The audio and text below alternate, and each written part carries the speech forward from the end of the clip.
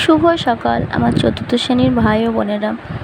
দেখো, আমরা আগের দিন পরিচয় পর্বটা পড়েছিলাম, আজকেও সেই পরিচয় পর্বই পড়ব। দেখো, আমরা আগের দিন কি বলেছিলাম? এ সমান হচ্ছে এ বা ইনি, এ সমানে এ বা ইনি, স মানে সে বা তিনি, সে বা তিনি। অর্থাৎ এ বা ইনি তখন আমরা কাকে বলি? যখন আমাদের কোনো কাছে কেউ থাকে তখন আমরা তাকে সম্বোধন করি এ বা ইনি দিয়ে। আর যখন কোনো ব্যক্তি আমাদের থেকে অনেকটা দূরে অবস্থিত হয় তখন তাকে বলা হয় কি সে বা তিনি।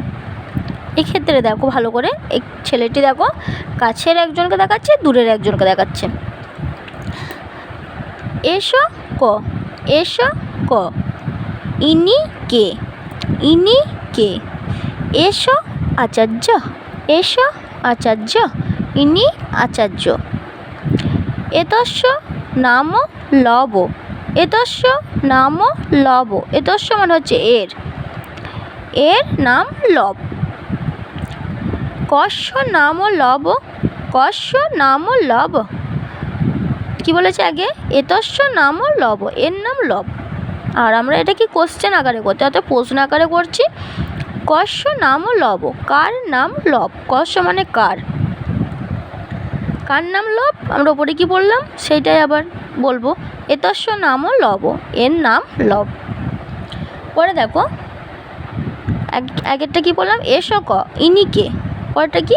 স ক, স ক, সে কে বা তিনি কে। এসো মানে হচ্ছে এ বা ইনি, স মানে সে বা তিনি। স ক, সে কে। স ছাত্র, স ছাত্র, সে ছাত্র। তস্য নাম দীপ, তস্য নাম দীপ, তার নাম দীপ। এখানে দেখো এতস্য মানে হচ্ছে এর, তস্য মানে হচ্ছে তার। তস্য নাম দীপ, তার নাম দীপ। কস্য নাম দীপ, কস্য নাম দীপ, কার নাম দীপ? তস্য নাম দীপ, তার নাম দীপ। তাহলে এখান থেকে তোমরা চারটে জিনিস দেখো, খুব ভালো করে দেখবে। এ সমান হচ্ছে এ বা ইনি, স মানে সে বা তিনি, এতস্য মানে হচ্ছে এর, তস্য মানে হচ্ছে তার, আর কস্য মানে কার। ঠিক আছে, একবার পড়িয়ে দিচ্ছি। এসো ক, এসো ক, ইনি কে।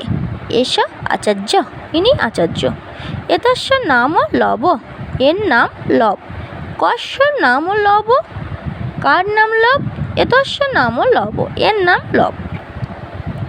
স ক, সে কে। স ছাত্র, সে ছাত্র। তস্য নাম দীপ, তার নাম দীপ। কস্য নাম দীপ, কার নাম দীপ? তস্য নাম দীপ, তার নাম দীপ। এটুকু তোমরা খুব ভালো করে শুনে শুনে ভালো করে উচ্চারণ সমেত বাংলা অর্থ সহ ভালো করে মুখস্থ করে নেবে। যদি কোথাও অসুবিধা হয় তাহলে কমেন্টে জানাবে, আর ভিডিওগুলি অবশ্যই লাইক, কমেন্ট ও শেয়ার করে দেবে।